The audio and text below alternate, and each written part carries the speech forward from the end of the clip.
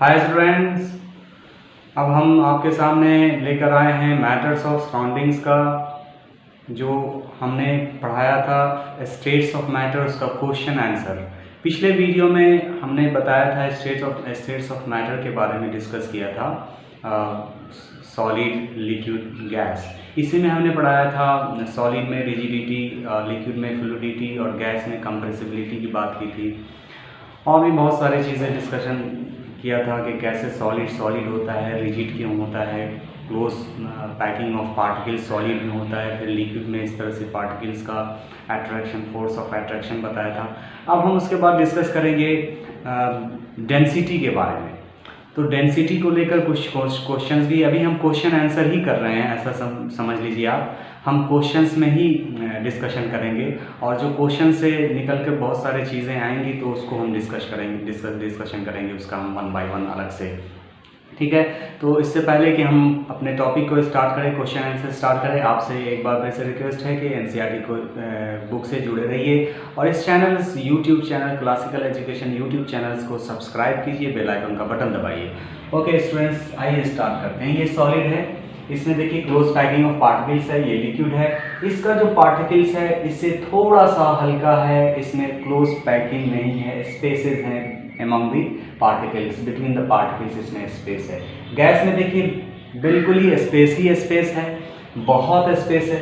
अब सॉलिड में और इसमें कंपेयर कराइए तो इसका पार्टिकल्स, अब इसको कहेंगे सॉलिड में जो ये क्लोज पैकिंग है, ये पैकिंग डेंस है, इसको कह सकते हैं। ये जो पैकिंग है इसमें ये डेंस है, यहीं से डेंसिटी का भी कंसेप्ट आएगा, हम उसको वन बाय वन डिस्कस करते जाएंगे। अब इसमें अगर डेंस की बात करेंगे, अभी हमने क्लोज पैकिंग की बात की, कंपेयर कराया तो क्लोज पैकिंग किसका सबसे ज्यादा है? सॉलिड का है, फिर लिक्विड, उससे सबसे कम गैस।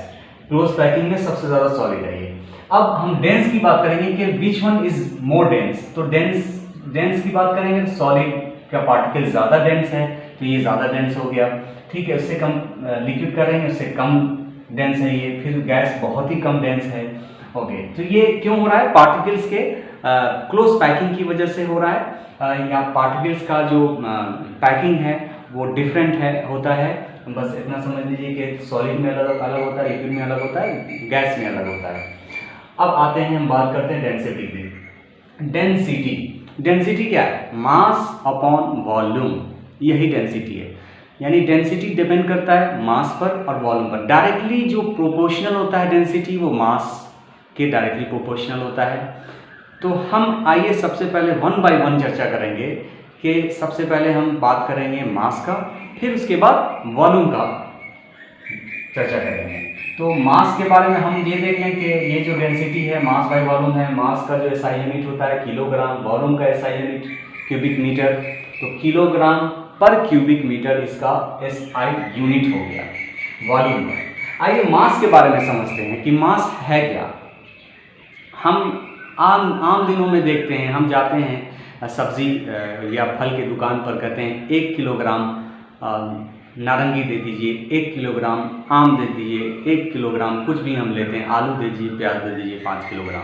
तो क्या देखते हैं कि 5 किलोग्राम अगर हमने आलू का डिमांड किया है, आलू हमने ख़रीदा है, तो वो 5 किलोग्राम का एक वेइंग जो ये होता है मास, वो एक साइड रखता है और उसके बाद दूसरे साइड में हमारे थैले को रखता है। उस थैले में जो है वो प्याज डालना शुरू करता है। वो थैला उस थैले में उस वक्त तक प्याज डालता है जब तक कि वो जो बैलेंस है वो बराबर ना हो जाए, उस 5 किलोग्राम के बराबर ना हो जाए।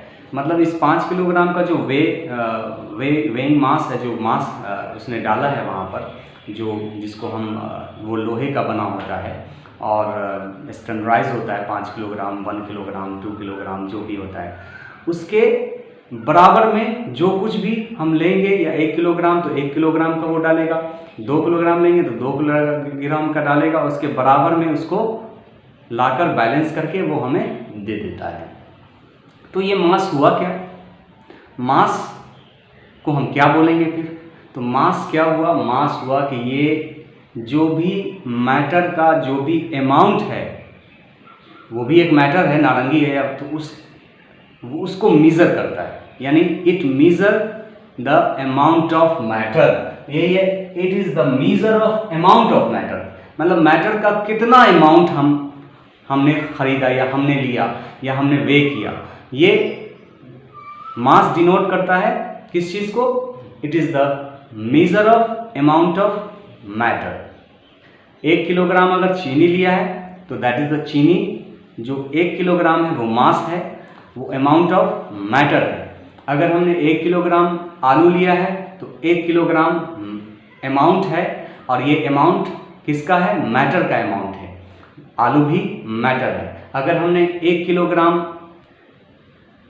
प्याज लिया है, 1 किलोग्राम हमने कोई भी चीज़ आपने लिया हो तो वो दैट इज द अमाउंट, वो अमाउंट होता है। नमक भी लेंगे वो भी अमाउंट है, मैटर का अमाउंट है। तो मास क्या मेजर करता है, मास मेजर करता है अमाउंट ऑफ मैटर को। अब मास का एसआई यूनिट क्या होता है, तो मास का एसआई यूनिट किलोग्राम होता है। मास के बारे में समझिए कि मास कभी चेंज नहीं होता है, मास कभी चेंज नहीं होता है। अब चाहे उसे यूनिवर्स में कहीं भी ले जाएं, मून पर ले जाएं या अर्थ पर ले जाएं या किसी भी जगह पर ले जाएंगे यूनिवर्स में, तो चाहे वो हम मार्स पर भी ले जाएंगे, मंगल ग्रह पर, तो भी चेंज नहीं होगा मास। तो मास कांस्टेंट होता है। तीसरी बात जो सबसे इम्पॉर्टेंट है कि मास को हमेशा कंपेयर कराया जाता है वेट से।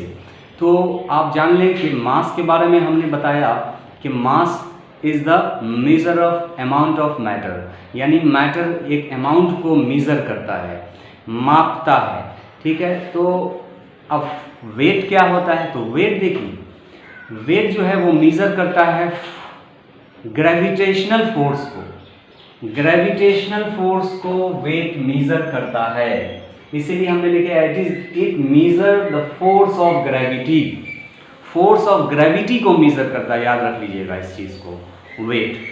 और यानी हम फोर्स की बात करते हैं, जब वेट की बात करते हैं इट्स मीन्स कि हम फोर्स की बात करते हैं, और जब हम मास की बात करते हैं तो हम अमाउंट ऑफ मैटर की बात करते हैं। तो बहुत बिग डिफरेंस है दोनों में। ओके, वेट जो है चेंज हो जाता है प्लेस टू प्लेस। मून पर अलग ग्रेविटेशनल फोर्स है तो उसके मुताबिक वहाँ पर वेट अलग होगा हमारा, और यहाँ पर वेट अर्थ पर अलग होगा हमारा, because of the changes in the gravitational force. तो ये हल्का सा हमने वेट का इसलिए बता दिया यहाँ पर कि वेट जो है वो अक्सर लोग कन्फ्यूजन करते हैं कि वेट और मास में क्या डिफरेंस है। तो अब हमारे ख्याल से कन्फ्यूजन आपका दूर हो गया होगा कि मास मेज़र क्या करता है, अमाउंट ऑफ मैटर, और वेट फोर्स ऑफ ग्रेविटी को मेज़र करता है। कितना डिफरेंस हो गया दोनों में। अब आइए बात करते हैं, मास की बात हो गई तो मास में हमने जो 2-3 चीज़ें बताई कि it is the measure of amount of matter, ये लिख लीजिएगा। दूसरा, it is a constant, it is, देखिए इसको यहाँ पर वेट को हमने यहाँ पर इसलिए लिख दिया, थोड़ा सा समझाने के लिए लिखा था मैंने। तो ये इसको एक घेरा बना दीजिए, अलग कर दीजिए इसको यहाँ से। और अब आइए फर्स्ट पॉइंट है, first point, second point and third point, ये सबसे मोस्ट इम्पॉर्टेंट है। अब मास के बारे में जान लेंगे, मास भी कंजर्व होता है, ठीक है, लॉ ऑफ कंजर्वेशन ऑफ मास पढ़ेंगे आप। और आगे की तरफ के जो मास होता है वो जो रिएक्टेंट का होता है वही प्रोडक्ट का होता है। रिएक्टेंट का मास और प्रोडक्ट का मास दोनों का बराबर होता है। ये law of conservation of mass, mass के बारे में चूँकि डिस्कशन आ रहा था इसलिए मैंने बता दिया, आगे चल कर आपको ये स्टडी करनी है। खैर, तो it is the measure of amount of mass, ये पहला पॉइंट है। दूसरा point, it is constant, it can not change anywhere in universe, ये दूसरा पॉइंट। तीसरा पॉइंट, एसआई यूनिट किलोग्राम। बस इतना आपको याद रखना है मास के बारे में। अब आइए, तो चूंकि डेंसिटी में सबसे पहले मास अपन मालूम था, तो density directly proportional to mass के होता है, यानी डेंसिटी डिपेंड करता है मास पर, ये याद रखिएगा। जिसका ज़्यादा, जिस एलिमेंट का ज़्यादा मास होगा उसकी डेंसिटी भी ज़्यादा होगी। जैसे गोल्ड है, गोल्ड का और आयरन का कंपेयर कराइएगा तो आयरन का मास, एटॉमिक मास कितना है, गोल्ड से कम है, तो गोल्ड का डेंसिटी ज़्यादा होगा और मास का कम होगा, फेरस का कम होगा, आयरन का कम होगा density in comparison to mass. पर डिपेंड करता है डेंसिटी, ये याद रखिएगा। ठीक है, अब आइए वॉल्यूम की बात करते हैं। वॉल्यूम में क्या है? वॉल्यूम क्या है? वॉल्यूम जो है वो, उसे समझने की कोशिश कीजिए। जब आप कोई भी चीज़ अपने घर में बर्तन वगैरह देखते हैं, कोई भी शीशे का बर्तन हो या फिर जिसमें आप नमक रखते हैं या चाय की पत्ती रखते हैं, तो वो क्या करता है, पूरा का पूरा स्पेस ऑक्यूपाई करता है। चाय की पत्ती आप जिस बर्तन में रखते हैं, शीशे के बर्तन में, तो उसमें लंबाई गुने चौड़ाई और ऊंचाई, उसको देखेंगे वो इस तरह का होगा। कुछ बर्तन अगर आपका इस तरह का है जिसमें हमने चाय की पत्ती डाली है,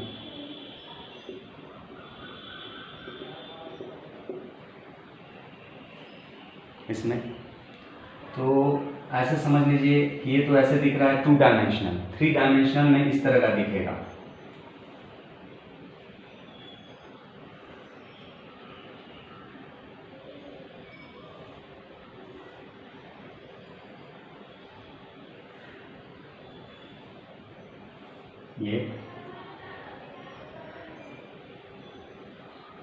ये पॉकेट इस तरह का होता है। तो इसमें हाइट होता है, विड्थ होता है, ये हो गया मान लीजिए विड्थ है, चौड़ाई हो गई, ये हो गई लंबाई, ठीक है, लेंथ हो गया इसका, ये हो गया हाइट। यानी तीनों तरह का स्पेस ऑक्यूपाई करता है ये वॉल्यूम में। तो पूरा जो स्पेस होता है ना, एक्स वाई जेड 3 डायमेंशनल है। स्पेस क्या है? वो 3 डायमेंशनल है, 3 डायमेंशनल स्पेस को ऑक्यूपाई करता है। दैट इज द वॉल्यूम, इसी को वॉल्यूम कहते हैं। अब देखिए, ये जो हमने लिया है, इसका हाइट मान लीजिए 1 मीटर, इसका हाइट 1 मीटर, इसका हाइट 1 मीटर, तो क्या हो जाएगा 1 metre into 1 metre into 1 metre is equal to metre cube हो गया। ये क्या हो गया? मीटर क्यूब हो गया ये। और यही जो स्पेस ऑक्यूपाई करता है, इसी को डेंसिटी कहते हैं, और इसी को ये यूनिट भी इसका वॉल्यूम का यही होता है। मानिए यहाँ पर अगर फीट है, इसको समझिए feet, 1 feet into 1 feet into 1 feet, तो क्या हो जाएगा ये? Cubic feet. क्यूबिक, CFT कहते हैं इसको, क्यूबिक फीट, इसको कहते हैं क्यूबिक फीट, CFT भी कहते हैं।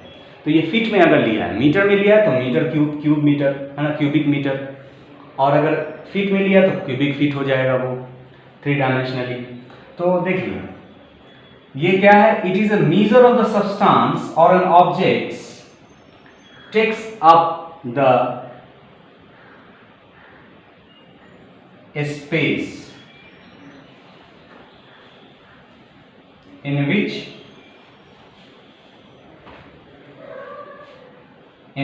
substance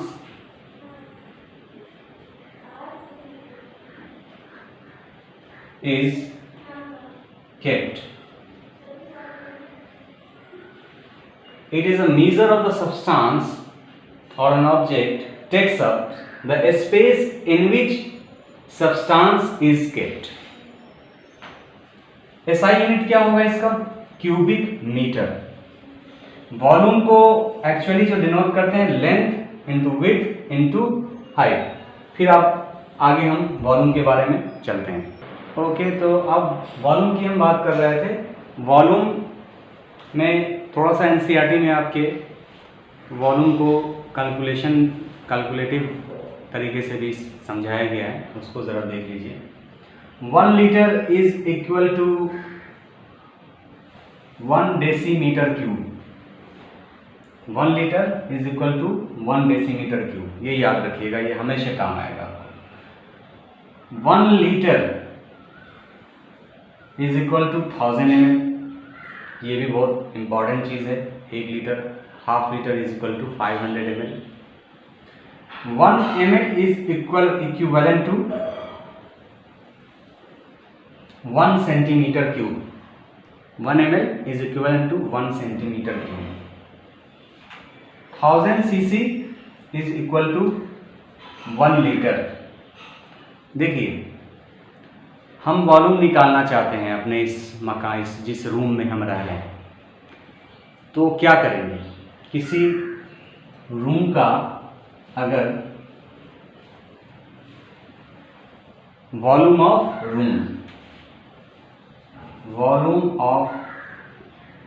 रूम निकालना चाह रहे हैं तो कुछ करना नहीं है, लंबाई गुने चौड़ाई गुने ऊंचाई, length into width into height. देख ले चौड़ाई कितनी है इस रूम की, लंबाई कितनी है रूम की, और ऊंचाई कितनी है, ये कैलकुलेशन कर लें और निकाल लें इसको। इसी को कहते हैं वॉल्यूम। देखिए बहुत ही, अब इसका मैं डेली लाइफ में जो यूज़ है वो मैं बताने जा रहा हूँ।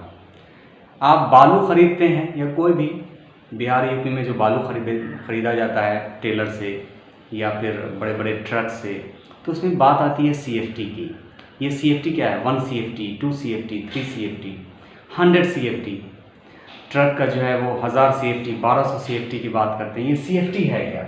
CFT क्या है? कुछ नहीं है, क्यूबिक फीट है, एक क्यूबिक फीट है। अब उसमें मान लिया कि हमको बालू लेना है ट्रैक्टर से, तो ट्रैक्टर का जो जिसमें बालू रखा जाता है उसका हमको अगर वॉल्यूम निकालना है तो बहुत आसान है। ट्रैक्टर है तो उसकी ऊंचाई होगी कुछ, वो ऊंचाई मेज़र कर लीजिए, लंबाई होगी वो लंबाई मेज़र कर लीजिए, और फिर ये ऊंचाई हो गया, और उसके बाद उस ट्रैक्टर का क्या कर लीजिए, चौड़ाई मेज़र कर लीजिए, तो निकल के आ जाएगा। ये हो गया हाइट, ये हो गया लेंथ, और ये हो गया विड्थ। और सब फीट में कीजिए, किसमें? फीट में। तो CFT इसका निकल के आ जाएगा। ठीक है, इस तरह से CFT होता है। अब देखिए CC का यूज़ और कहाँ कहाँ होता है। हमने भी बताया कि 1000 cc is equal to 1 litre. आप देखिए गाड़ी में जो बोला जाता है 800 cc का है, 200 cc। बाइक हमेशा जो है 100 cc, 150 cc सुना होगा, 200 cc, ये सब क्या है? क्यूबिक सेंटीमीटर है। क्यूबिक सेंटीमीटर मतलब ये कंबशन सिलेंडर होता है बाइक में, उस कंबशन सिलेंडर का कैपेसिटी बता रहा है कि 150 cc है, मतलब उसमें जो कंबशन सिलेंडर है उसका जो वॉल्यूम है उस 150 cc है, और उस 150 cc में पावर बता रहा है। अब cc से जब 150 cc है तो इसका मतलब उसका पावर भी इंजन का ज़्यादा है। जिसका cc ज़्यादा होता है जिस गाड़ी का, उसके इंजन का जो पावर है वो पावर भी ज़्यादा होता है। ठीक है, और उसमें फ्यूल भी ज़्यादा लगता है। ये CC का कंसेप्ट है। तो यहाँ पर भी वॉल्यूम का कंसेप्ट आ गया। ठीक है, और हमने बता दिया वो बालू वालू खरीदने में जो CFT का आता है वहाँ पर भी वॉल्यूम का यूज़ होता है। वो आप आराम से जो है कर सकते हैं। CFT कहते हैं उसको, फीट में करते हैं। अगर मीटर में करेंगे तो क्यूबिक मीटर होगा, सेंटीमीटर में करेंगे तो क्यूबिक सेंटीमीटर होगा। ये हो गया वॉल्यूम की बात। अब हम चलेंगे डेंसिटी में। आइए अब डेंसिटी के बारे में बताते हैं। देखिए हमने एक क्यूब लिया, ये क्यूब है, ये भी एक क्यूब है, ये भी एक क्यूब है। 1 2 3, 1 2 3। इस क्यूब में आयरन को मैंने भर दिया। आयरन का पूरा इस क्यूब में चारों तरफ आयरन को मैंने टाइटली पैक कर दिया। इसमें एल्युमिनियम को टाइटली पैक कर दिया। एल्युमिनियम को चाहे मेल्ट करके या किसी भी चीज़ तरह से हो, या फिर बिल्कुल उसका जो पाउडर फॉर्म बनाकर हो, या किसी भी तरह से इसमें हमने फिल कर दिया इस क्यूब में। उसी तरह लकड़ी को मैंने तीसरे वाले क्यूब में फिल कर दिया। अब आप बताइए कि डेंसिटी किसका ज़्यादा होगा, कौन डेंस है। सबसे पहले बताइए डेंस सबसे ज़्यादा कौन होगा। तो डेंस तो इसमें अगर आप देखेंगे तीनों डेंस है, सबको मैंने बहुत ही टाइटली पैक कर दिया है। यूँ समझ लीजिए कि आप एक घर में 3 बोतल लीजिए, एक बोतल में आप आयरन रख लीजिए या फिर कोई शीशी का बर्तन है उसमें रख लीजिए, या चाय पत्ती का जो बर्तन आता है बोतल आता है उसमें रख लीजिए। 3 तरह का, इस तरह का कुछ रख लीजिए लेकर, या फिर रख लीजिए 3 गिलास ही रख लेते हैं हम, गिलास रख लेते हैं। तो उस एक गिलास में हमने जो है वो आयरन का डाल दिया, कील विल सारी चीज़ें। एक गिलास में हमने डाल दिया एल्युमिनियम का मटेरियल, दूसरे गिलास में हमने लकड़ी का मटेरियल डाल दिया। सबसे हैवी कौन लगेगा? सबसे हैवी लगेगा आयरन वाला। तो आयरन वाला का डेंसिटी ज़्यादा हो गया। हमने बताया था कि डेंसिटी जो है वो मास पर डिपेंड करता है, डायरेक्टली प्रोपोर्शनल टू मास है। तो जिसका मास ज़्यादा होगा उसकी डेंसिटी भी ज़्यादा होगी इन जनरल। अब देखिए, तो आयरन वाला ज़्यादा होगा, उसके बाद एल्युमिनियम उससे कम हो जाएगा डेंसिटी में, और वुड वाला सबसे कम हो जाएगा डेंसिटी में। ठीक उसी तरह ये वाला एग्जांपल मैंने आपको समझाने के लिए बताया था कि डेंसिटी क्या चीज़ है। तो डेंसिटी है क्या, इसमें हमको सबसे पहले समझना होगा कि डेंसिटी कहते किसको हैं। डेंसिटी है कि किसी भी सामान, कोई भी सामान है, जैसे गिलास में सामान हमने क्या रख दिया था, कौन सी चीज़ रखी थी, आयरन रख दिया था, और आयरन ने पूरा स्पेस ले लिया उस गिलास का।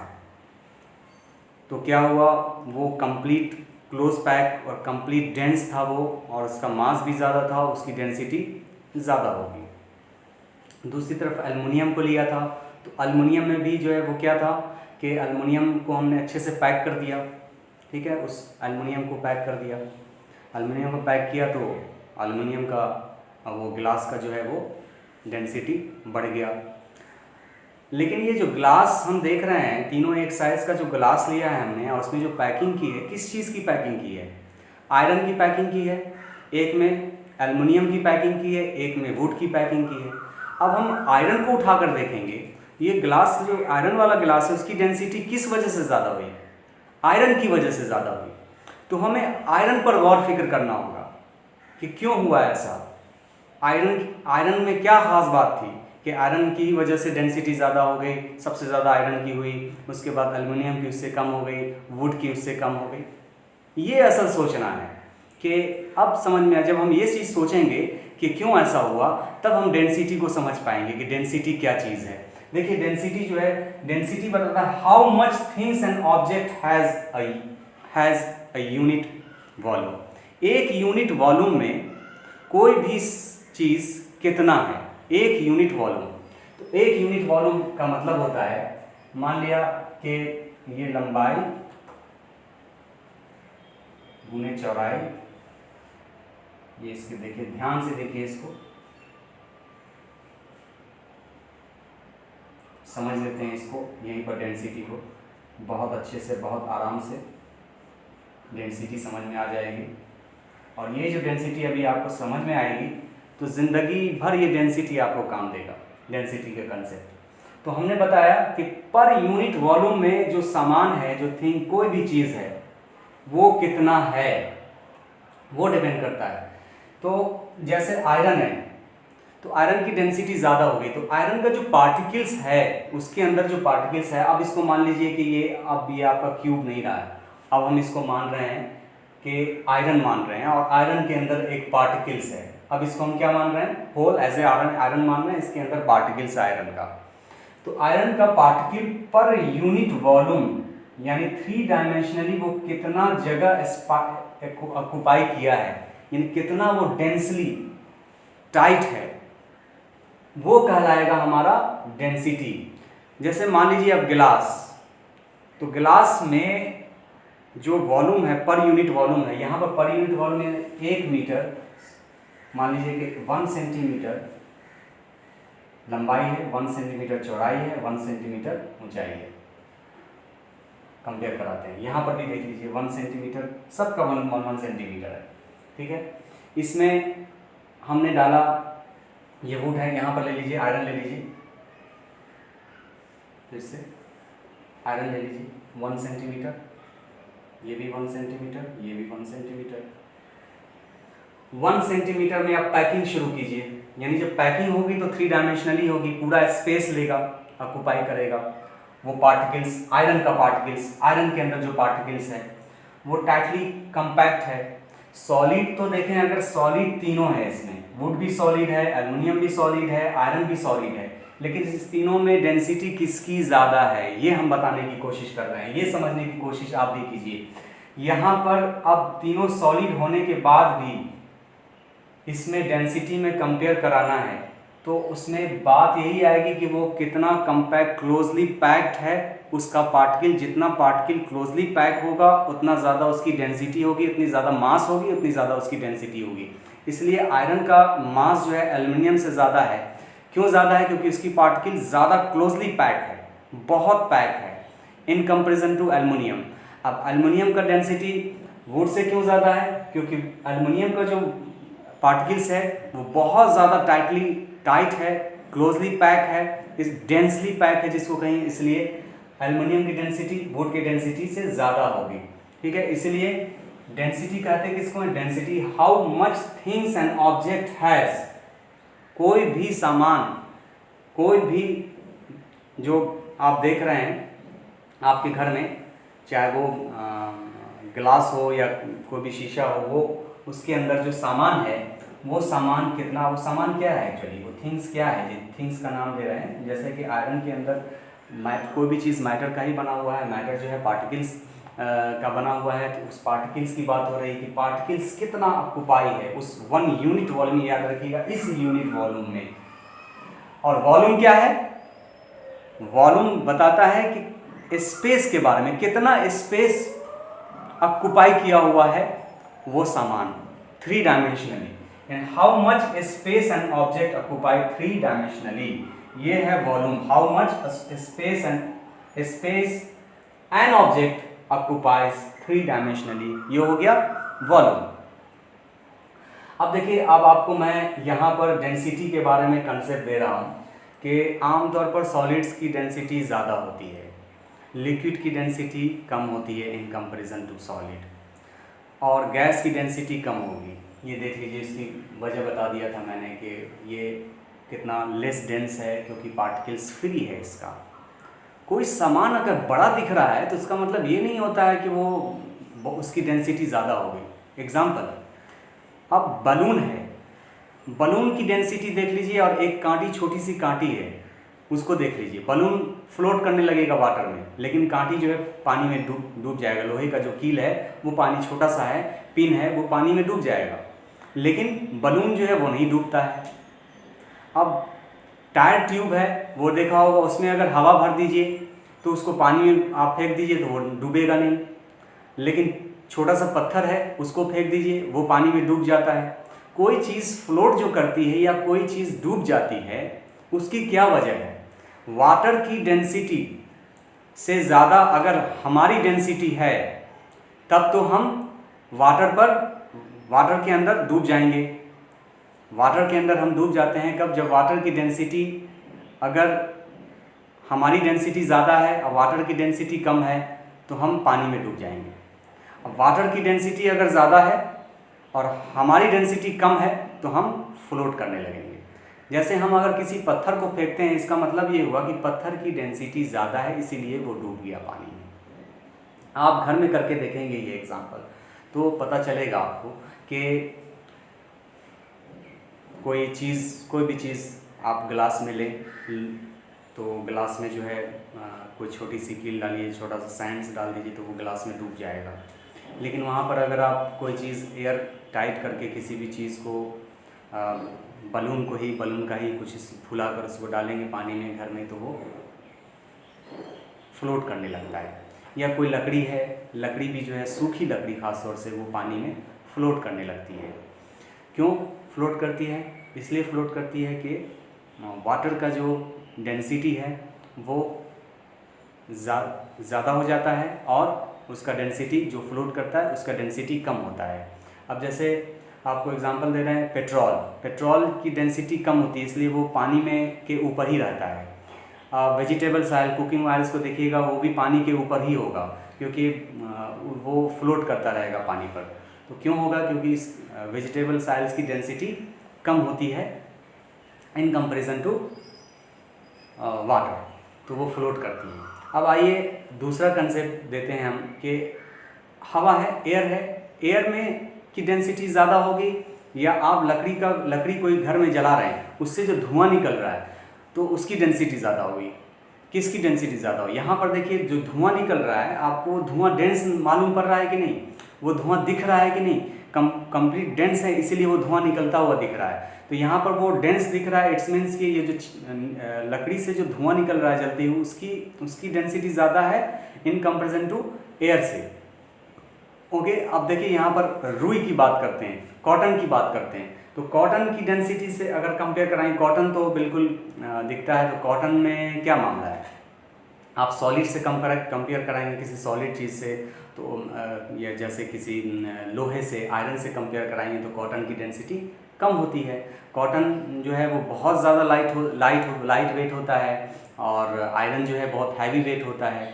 इस तरह से डेंसिटी है। तो जो डेंसिटी का क्वेश्चन है, अब आपका जो मैंने जो भी अभी बताया आपको डेंसिटी के बारे में, वो बहुत हद तक समझ में आ गया होगा। अब हम क्वेश्चन आंसर डेंसिटी से रिलेट करेंगे, तो होपफुली आप क्वेश्चन ज़रूर आसानी से कर सकते हैं। ओके, तो अब ये पहला क्वेश्चन है, फर्स्ट क्वेश्चन है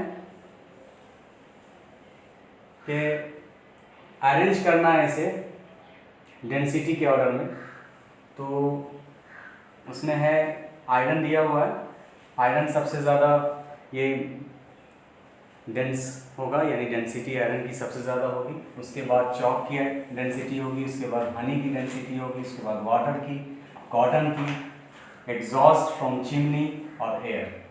आयरन की डेंसिटी ये सॉलिड है, ये भी सॉलिड है, लेकिन हनी जो है वो लिक्विड है। इसमें सॉलिड दो ही है, एक सॉलिड आयरन है, एक चॉक है।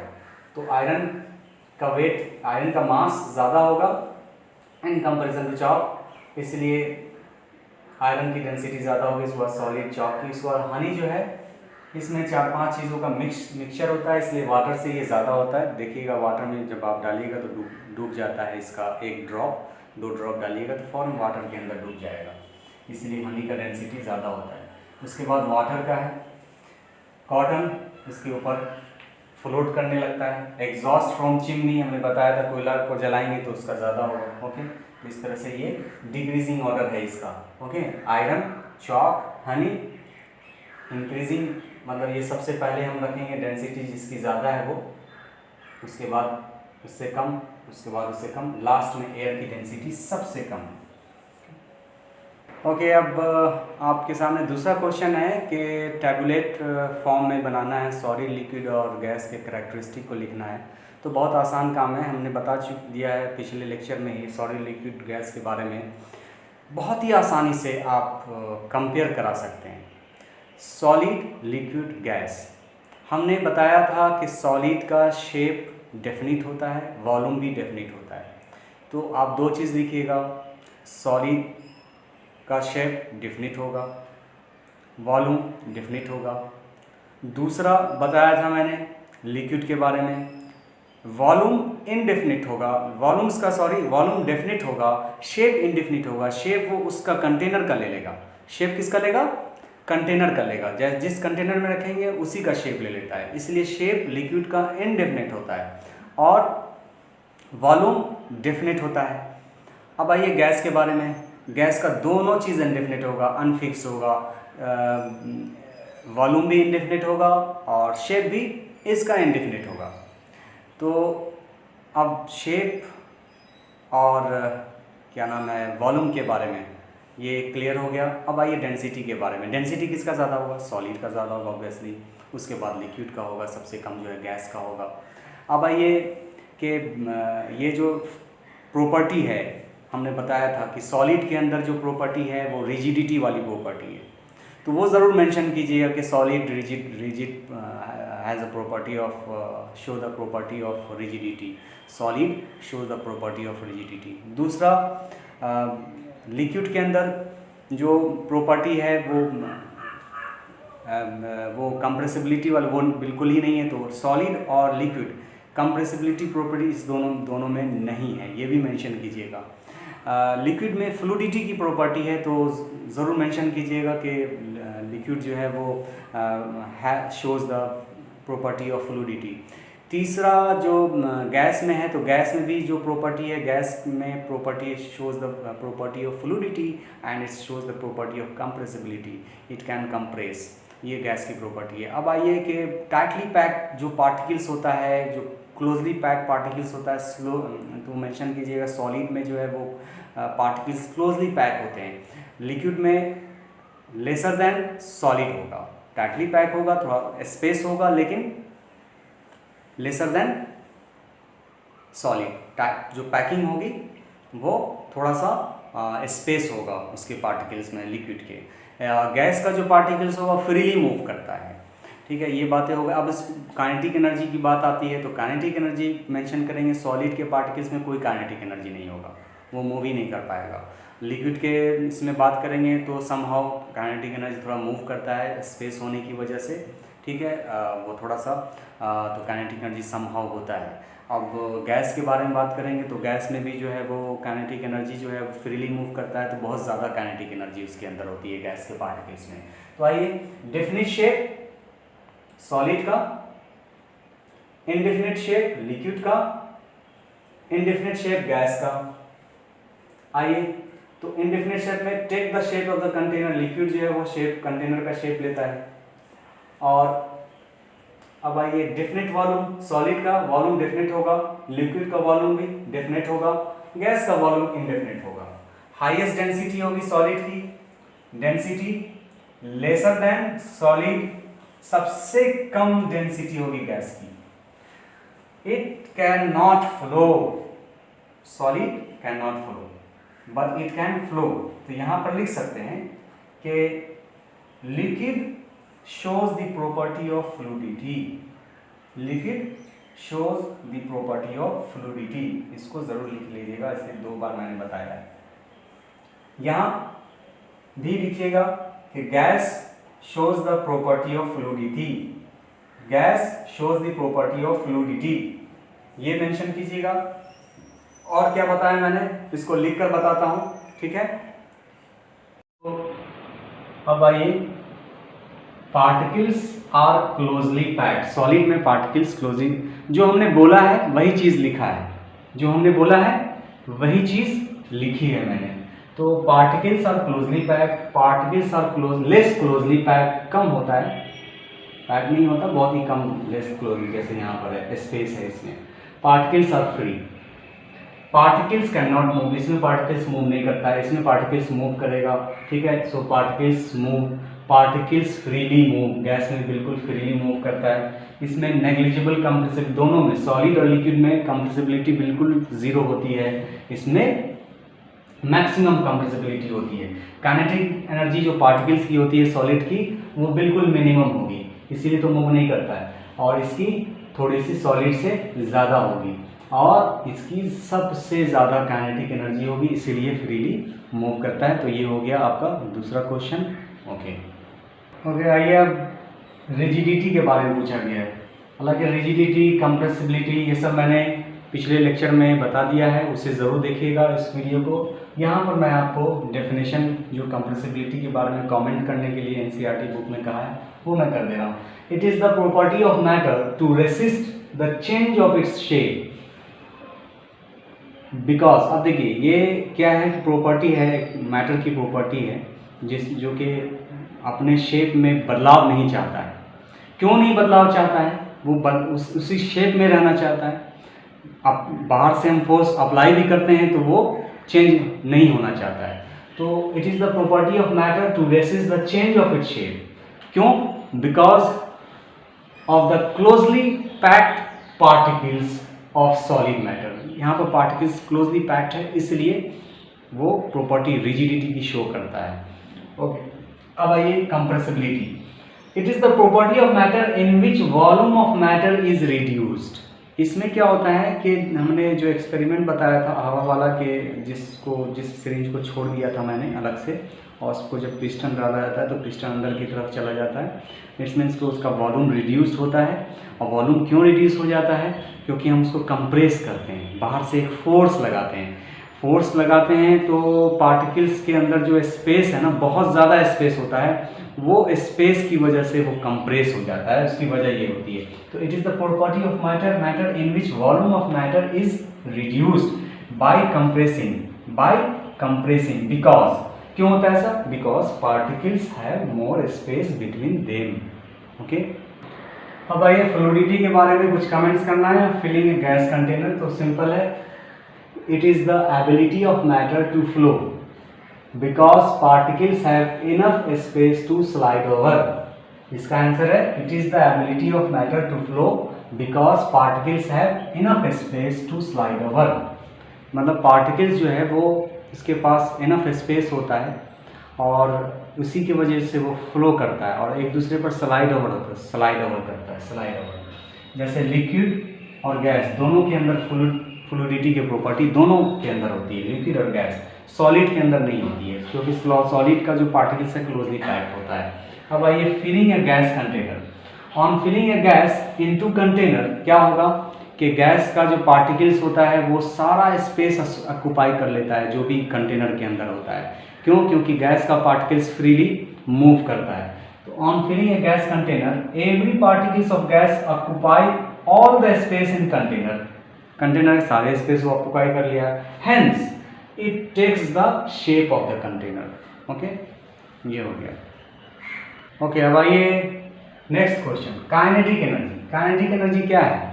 तो काइनेटिक एनर्जी ऑफ पार्टिकल्स जो मैंने बताया था बहुत आसान है कि ये ऐसा एनर्जी है जिससे पार्टिकल्स मूव करता है, वही मैंने लिखा है।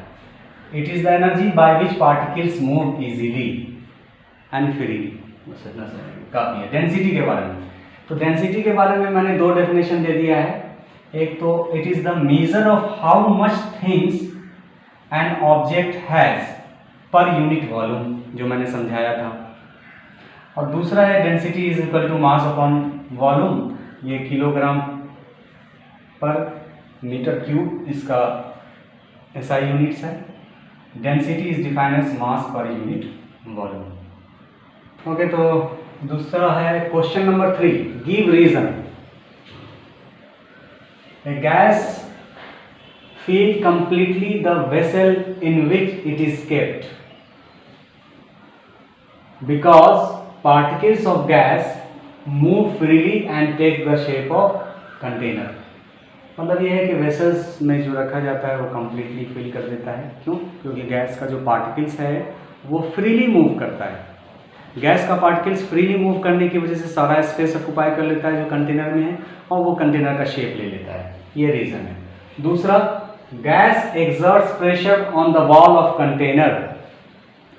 जिस कंटेनर में गैस को रखते हैं वो भी प्रेशर एक्सर्ट करता है। क्यों ऐसा होता है? क्योंकि गैस का पार्टिकल्स फ्रीली मूव करता है, इसलिए वो बाउंड्री को हिट करता है। जो बाउंड्री होती है वॉल की, गैस कंटेनर के वॉल की, उसको हिट करता है। हिट करने के बाद फोर्स एक्सर्ट्स करता है फोर्स, उस पर फोर्स अप्लाई होता है, इसीलिए इसमें प्रेशर डेवलप होता है। Gas exerts pressure on wall of container because particles of gas move freely and hit the boundaries of the container and exert the force on its wall।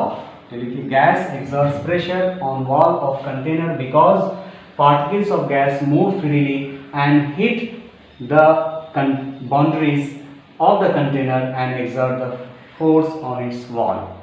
अब wooden table का बारे में question है, तो wooden table में सी question number 3 का give reason कि wooden table क्या है। Wooden table has a definite shape and definite volume, hence it is called solid, इसलिए वुडन टेबल को सॉलिड कहेंगे। दूसरा है कि हम हवा में इजीली हाथ पास कर लेते हैं, लेकिन किसी सॉलिड टेबल वगैरह में अगर हाथ पास करने के लिए हमें उसे तोड़ना पड़ता है, ठीक है, कराटे करना पड़ता है। वो इसलिए होता है कि हवा जो है गैस में फ्रीली हम पार्टिकल्स जो होता है वो बिल्कुल स्पेस होता है, इसके बीच में बहुत ज़्यादा स्पेस होता है, इसलिए हम फ्रीली हाथ मूव कर देते हैं। There is a lot of space between the particles of air, that is why we can easily move our hand in air. There is lot of space between the particles of air, that is why we can easily move our hand in air. यहाँ पर भी space का ही मामला है। आइए हम NCERT के अब लास्ट क्वेश्चन में पहुँचे हैं इस टॉपिक पे। तो उस लास्ट क्वेश्चंस को करने से पहले, समझने से पहले, हम एक बार फिर से आपसे कहते हैं कि हमारे इस क्लासिकल एजुकेशन यूट्यूब चैनल को सब्सक्राइब कीजिए, बेल आइकन का बटन दबाइए। आइए, तो वो लास्ट क्वेश्चन है कि आइस सॉलिड होता है और ऐसा माना जाता है कि सॉलिड का डेंसिटी लिक्विड से ज़्यादा होता है, तो फिर आइस फ्लोट क्यों करता है? आइस फ्लोट क्यों करता है वाटर में, ये सवाल है।